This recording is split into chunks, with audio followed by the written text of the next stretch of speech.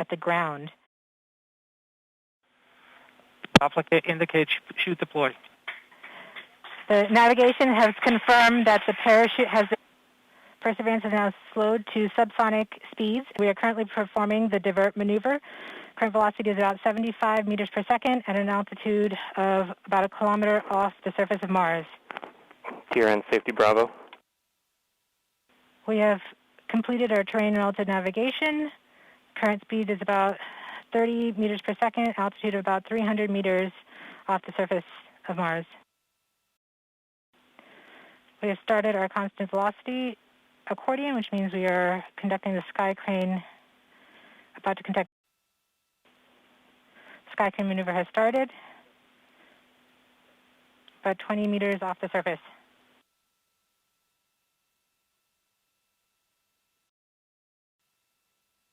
We're getting signals from MRO. Tango Delta. Touchdown confirmed. Perseverance safely ready to begin seeking the signs of past life. Congressman, what can I tell folks? Well, okay, so here's the deal. We had a bunch of questions submitted. And again, if you want to ask a question, we have the chat function open, so just feel free to ask it. Whoever can control that can send it in, and we'll get to some of those. But a few of the questions that came in. So what is the purpose of this current mission to Mars, and what does NASA hope to learn from it? Okay, thank you. As you mentioned, I worked on the Curiosity rover, and so Curiosity landed. Yay, we were all super excited. And then literally maybe a month or two after, when we're still like, okay, Curiosity, NASA headquarters in Washington called and said, yeah, you know what, that Curiosity, we really like that. What if you did it again? And so, you know, we've had all these concepts on the drawing board, and the killer app was supposed to be Mars sample return. So samples coming back from Mars, just like you might think. And so people ask, well, why do you have to have samples come back? Why is that?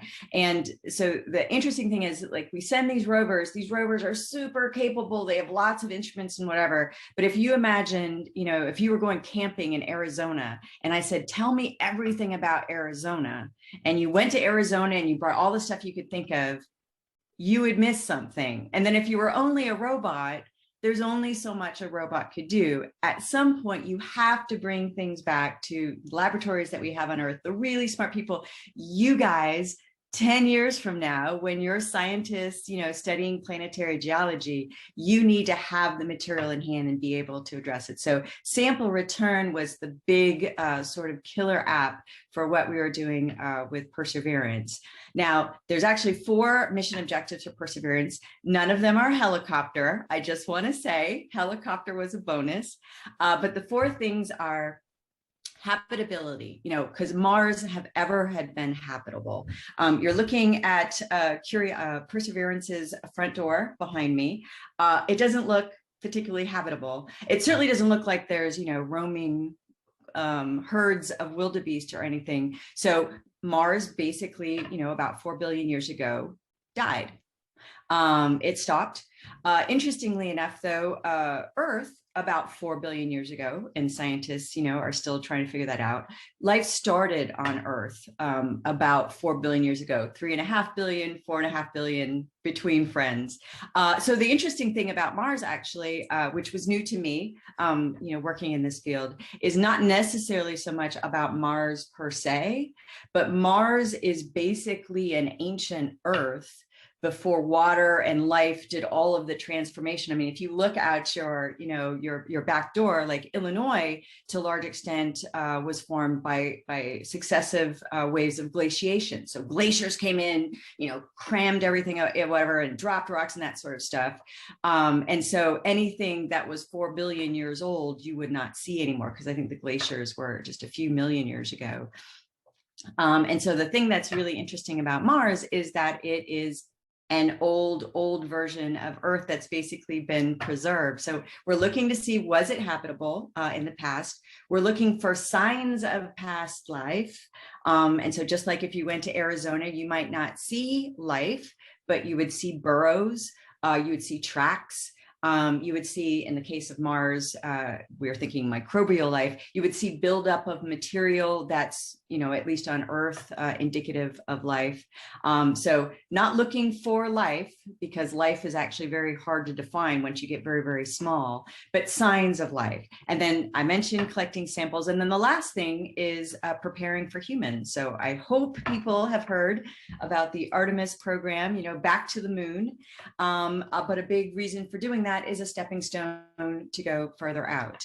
And so if people have heard about the MOXIE oxygen generation plant, a big reason for that is when we go to Mars, and we all hope to, I hope you guys do. Me, I might stay home and watch. But when we go to Mars, we can't bring all the water. I mean, think about Matt Damon. You can't bring all the water, you can't bring all the food, you can't bring all the oxygen. You have to figure out how to use what's there. And so this MOXIE oxygen generation plant was the first time that we showed that, hey, yay and verily, we can take natural Martian material and create something that we would need for humans. So that fourth objective is preparing for humans. So it's an action-packed mission, like I said, even besides the helicopter. So we're really excited, and we really just started. We only landed a couple of months ago, and so we have a long road to go. Well, that's really neat. So a follow-up to that, you talk about returning sample collections eventually. How do you guys foresee that happening? Okay, so like I said, kind of at the beginning, we don't usually get our stuff back. It's a one-way trip. It stays as long as it can and does as much as it can. But in this case, we do want to get the samples back. So it's actually a three-step process. The first step is to go and collect the samples. So that's what Perseverance is doing. She hasn't collected any samples yet. She's still kind of looking around and figuring out how things work. We're playing with the helicopter. So we're really kind of it's like making camp. She's making camp, checking out the lanterns, checking out the stove, making sure everything works. Then she'll collect samples. We're looking for, say, about 20 samples-ish. And she really wants to collect different types of places. So like the place that you see that she's landed now looks like it was, a stream or a lake bed. There's different kinds of rocks. So actually, apparently the scientists are super excited about what's right here. And so they've been doing a lot of preliminary science. Anyway, so she'll collect the samples, and they're basically tubes like this, just like you think, in a laboratory, but made of steel. She'll cache them. So she'll geocache them in a sense and set them on the surface. We have another mission that's going, which will be the Sample Return Lander, very sexy name. And it's supposed to go and do just what you think. So it'll drop on the surface, it'll collect the samples with a little fetch rover that actually the Europeans are doing, our colleagues in this mission. It'll collect them all and then put them in a container, and then killer sort of app, like we talked about the helicopter going on Mars. What we've also not done on Mars is launched a rocket off the surface and put something back in orbit. So that Sample Return Lander will also have a rocket associated with it that will, the little fetch rover will stick the sample container into the rocket, goes up into space, it'll go into Mars orbit. And you're thinking, okay, well, that doesn't help me. It's in Mars orbit. The third mission, the Earth Return Orbiter, which is a collaboration between us and the Europeans as well, will come in and it'll look just like your regular space satellite, round and how, whatever it'll go from Earth to Mars, it'll go into Mars orbit and just wait. In fact, it'll launch before the Sample Return Lander goes, but it'll go into orbit and wait. And when that OSS, the orbiting sample, again, very good names, which is only about this big. So it's very small. Imagine finding something this big in orbit around Earth, right? Very, very small. But it'll go and collect that, grab that little ball and encapsulate it, because we don't want Mars buggies, if there are any, to influence Earth. But it'll come back, and then it will transit then back to Earth. I know this sounds very complicated, right? But it'll transit back to Earth, and then it'll drop this canister into the Utah desert, which is where we like to put things. And then scientists around the world, people are already lining up to be part of the science teams that look back on the sample. So this is many years in the making. We're talking about like early 2030s. I know that must seem totally into the future. But this is, when I told the congressman, how happy I was to be here, you guys need to be working for NASA and for our partners, because you are the ones that are going to be bringing these samples home, and you guys are going to be the scientists that study them, and you guys are going to be the artists that conceptualize what early Mars might have looked at. So it's a long process, but we're really excited to be on that first step of the journey. That is so cool. I'm actually really excited hearing that. Hopefully, maybe, if I'm still in Congress, maybe I can come see the samples when they come back. But that's going to mean I'm going to be in Congress for a long time. I don't know about that. But let me also say what's cool is we have 4 manufacturers in the district that are currently suppliers for the NASA's Orion program. If you look at Regal Cutting Tools in Roscoe, Ingersoll Machine in Roscoe, and B&B Electronics Manufacturing and B&B SmartWorks in Ottawa. Just as an example, some of you may have parents that work there, so they're playing a cool role in what we're doing on Mars, and so that's pretty cool too. We got a question that came in from Mr. Fess's class at St. Bede Academy in Peru. So they ask, outside of solar, is nuclear power an option for powering anything in space? Oh yeah, absolutely. Actually, both Perseverance and Curiosity are nuclear powered. Now let me talk about nuclear powered. So, people, when they think nuclear power, they're like, oh, nuclear power plant, bomb, yeah, whatever. Actually, and I hope there's no science teachers out there, because they're going to be like, she's totally wrong. But in broad strokes, nuclear material or the things that we use for nuclear power are basically things that, so like my coffee cup is very stable. My coffee cup, as long as I don't break it, will be here for millions of years. However, if my coffee cup was made out of nuclear material, it's unstable. And so it's constantly giving off particles, and that creates heat. Seems pretty benign. That's exactly what we use to power like a Curiosity or Perseverance size rover. Basically, we have pellets of this stuff, which the congressman was saying about the kind of work that's done here in the district, for NASA programs to create this heat nuclear power plant, so to speak, that both Perseverance and Curiosity use is, places in at Oak Ridge National Labs in Tennessee. There's a place in Idaho that works on it. There's a place in Los Alamos, New Mexico. There's probably components that come from some of these companies in Illinois. Like, there's a lot of moving pieces. But really, it's just a piece of stuff that stays warm, literally a piece of stuff that stays warm. And then we create electricity off of that. We have thermocouples that create electricity off of that. Also, it's nice that it keeps it warm, because Mars can get to potentially minus 300 Fahrenheit at night. And so like a byproduct Illinois. of I was just looking, actually, I think the high the last few days, I was looking, if you type in Perseverance Mars weather, you'll see the weather report. And I think the high was, I see minus 12 Fahrenheit, minus 1 Fahrenheit. I think in the dead of winter, y'all can see, right? Like minus 1, minus 10. So think in the dead of winter, that's the warmest that we've seen on Mars. Anyway, so the beauty of this nuclear material is it's always there. We don't have to worry about solar rays. Can you imagine with a machine like Perseverance, which is a 1-ton rover, how big those solar arrays would have to be, right, to collect enough energy? But now, having said that, you think, well, nuclear power, wow, that's it, whatever. That nuclear power plant, which is basically just a hot thing that we get energy off of, that we get electricity off of, only generates 100 watts. So back in the olden days, maybe the congressman's parents, but certainly when I was a kid, 100-watt light bulb was like a big light bulb. You might have a 100-watt light bulb in your living room. Now we have LEDs and that sort of things. We don't have that sort of thing, but 100-watt light bulb powers Curiosity and Perseverance. So it's not that much. What we do is we have big batteries. You think, well, you don't need batteries if you have nuclear power. No. We have big batteries, and actually the rovers sleep, which means they turn most everything off at night. It's dark, so they can't see, so they can't do much anyway. But also they use that time for that 100 watts to charge up the batteries. So during the day, when it's warm also, and so you get some energy from the sun, they're able to do their stuff and whatever, but then they have to shut down and charge the batteries again. So even though it's nuclear powered as opposed to solar power, it's still quite a small amount of energy, and we have to balance that on a day-to-day basis, what we want to do.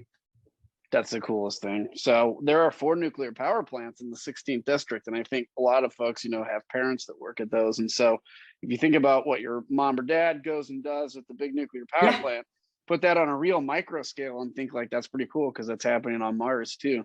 Yeah, absolutely. So we have a question from Miss Swiger Fenton's class at Clifton Central High School. That's in Iroquois County. The question is, I have a student who would like to know what Ann had to do to get involved with the JPL. Oh, thank you. Well, me personally, I've always been interested in science, and like we were talking about earlier, I love the view of rockets and that sort of thing. So my passion was exploration. The thing that I like to do every day is tinker and solve problems. And so I went into engineering. I went to engineering school because that's what I personally was passionate about doing. I did an undergrad in computer science, and then I got a graduate degree in communications, space communications. And I don't want to say this too loudly because I know the congressman is very familiar with communications, and I don't want to ask him to ask me any tough questions. But that's the thing that I was passionate about doing. My husband actually works at JPL too. He does computer engineering. He got a bachelor's in computer. He never went beyond that. We have people who are PhDs in the design of rotor blades, like for the helicopter. But having said that, we have people who are designers. We have people who are economists. We have people who are business people. So I would say, for my path, I was passionate about problem solving and engineering, and that's how I got involved in space exploration. But we need so many other people. I mean, the congressman was a pilot. We need pilots, people who understand how flight works, how, when we go back to the moon, that sort of thing. So I'd always advise people, find the thing that you personally are passionate about, and then see, how you can apply that, going forward. But definitely, going to trade school, going to college, pursue that passion. Don't just say, well, I wish I could do that, but, that's not for me, or, I don't like math. I don't like math either. You don't have to like math to work in space exploration. It's interesting you say that. I always remember when I was a kid and I wanted to be a pilot in the Air Force, I said the same thing. I'm not good enough at math or science. And I made it. And a lot of it is just your determination to get where you want to go. So yeah. We have a question. We have a question from Jack from Hananiga High School in Rockton. He just said, what are some of the new things we've learned about Mars since the rover has landed? I know it's been early, but have we learned anything so far? Yeah, that's a good question. So not really. So we haven't had any new revelations. Like you said, it's still early and we're still checking things out. But I think one of the revelations to the science team, at least, was, I mentioned like they're really interested in where they were. They had thought that they would land, and you want to land somewhere safe, and then you drive somewhere interesting. But it turns out, like, I don't know if you can really see behind me, but even in the place that they are, there's multiple different kinds of rocks that the scientists wouldn't have necessarily expected to see in the same place. Like, they don't look like they were made in the same way. And then kind of off to the side, but you can't see, there's a big scarp, like would be carved out by a river, which they didn't necessarily expect to see there. And they see some big boulders in it, which looks like, on Earth, that would be because of a flood. If you see big boulders somewhere where you don't expect, probably, water moved them. And so it turns out, kind of classically, it's sort of like, I said, when you go camping in Arizona, and then you're like, yeah, and we're going to do these big hikes. And it turns out the place that you set up camp, you're like, wow, this is actually really interesting. Maybe I'm going to stay here for a while and look at that. So that has been a bit of a revelation about how interesting it was in the place where they already landed. But really, so far, have been focusing just on, checking everything out, making sure, after the big fall to the surface, that, nothing was broken. And then, working with the helicopter, to make sure that it's healthy and it's doing its right thing. So this is what we call actually a characterization phase. And it's basically just, hey, are we ready to go? It's like a new airplane, a new car, anything like that. I think one of the coolest pictures I saw was when the helicopter was flying and the rover got a picture of it. And it was yeah. really neat. Yeah, and I also, the go ahead. helicopter looking back at the rover, because otherwise, all we get ever is selfies, and they're kind of weird because they're out of scale and whatever. And to just see the rover sitting off there, it's almost like, oh, we're expecting to see a blank landscape, and there's a thing, there's our thing sitting there. That's really cool. I think like air on Mars is maybe 1/100th of the density as on Earth. So if you think about it, that's why we were so unsure if it would work, but Yeah, we're smart. We have some smart people doing this stuff. It's great. there's some very smart people, not me. I'm like a big picture person. And like I said, it takes all kinds. There's hundreds and hundreds of people on any one mission. Actually, when Perseverance was kind of at the peak, when we were doing a lot of the design and build and whatever, there was something like 600 people at JPL. But then, as the congressman was saying, I mean, if you think about how many pieces are in a car, a rover is like a car, except for stuffed with scientific instruments too. And so there's so many different kinds of skills and capabilities that have to go into that. And so really, when you look at a picture of, well, where did the parts for Perseverance came? They came from all over the country, and, from countries, from other countries as well. So it really, there's so many moving pieces, like no human, actually, I mean, I love this stuff, I'm a system engineer, but no human can realistically understand all this stuff. It really is a team effort, and a team effort across state boundaries, across country boundaries. Yep. You have all that cool stuff, and then you shoot it through freaking space. I know. And then you put it on a rocket on a big pile of explosives, and you hit a button, and it's like, no. Okay. So I know we have time for a few more questions. So let me ask you, Miss Tina Anderson's class at Ohio Community High School in Bureau County asked, how long does it take for data to transmit to and from the rover? That's such a good question. As a radio person, I really appreciate you asking that question. So Mars, when you think about the orbits and however it's really about the distance at any one time. So when we landed at Mars, I want to say it was about 14 minutes one way. So, when I send a signal, your cell phone is the same way, right? By the way, all the signals travel at the speed of light. But here on Earth, the distances are really short. And so, you don't notice anything. When we landed, and I might be mixing up, actually Curiosity landed, but I think it was 14 minutes one way. And that's one reason why when you see, it coming down, through the atmosphere of Mars and landing, and you see people at JPL really excited, you're like, well, isn't that what you expected? No, we told it what to do. And then we sat there and went like this and watched it do the thing that we told it to do. And it's because that time delay, like we have to wait. If we sent a command, it would take 14 minutes to get out and take 14 minutes to get back. And so we don't have time to joystick it. Basically, it has to do it itself. But I was just actually, talking about how much time does it take to do things. I was talking to my husband, who works with our communications network that talks with all of our deep space missions.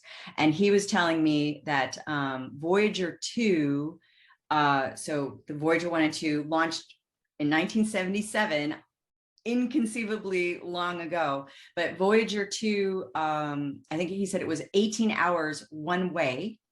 So it takes a day and a half to have a signal code to Voyager to do a thing and come back.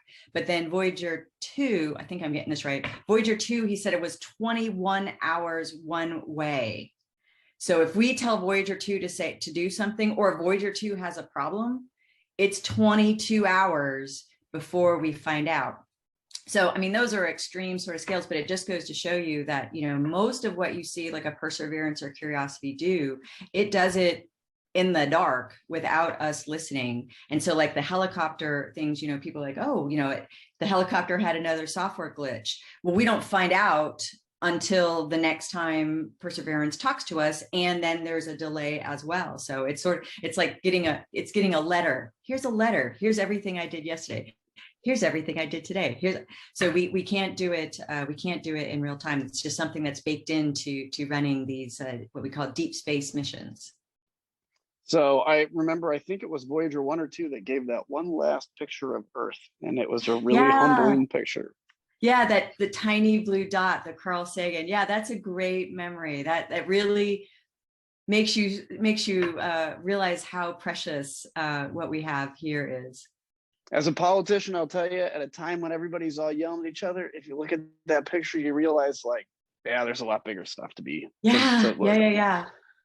Well, okay, so I know you have to go because you're probably talking to some others. So we have one last question for you. Okay. And so we have two classes that kind of have a similar question. So Mr. Fez and Miss Anderson's, their class both ask about how soon can we achieve basically like potato planting, like we saw in The Martian, crop development on Mars and stuff. Where will the nutrition for plant growing come from? Do you know anything about that? Actually, I have let me just see when that was. So I'm going to take this opportunity to put in a plug for a NASA program that's basically right next door. So at University of Illinois, Urbana-Champaign, they have a program that's called a NASA Space Grant Program. So they do NASA research right there at the university. And they have a series of talks that they're doing there that are online and available to anyone. So you can just Google, or I think maybe they'll put it in the link for you as well. Yeah, we'll put that in the link, I think. Okay, yeah. It's Illinois, NASA technology talks. But if you Google that, but they just, let me see, they were having a talk on how plants change their growth and development in space. So there you go. It's a topic of much discussion. I will say, so the oxygen generation that I talked about, there's a whole class of things that are called in situ resource utilization. I know it's an acronym. So ISRU, but it's all about how do we use the stuff that's there? And part of it would be, how do you create nutrition?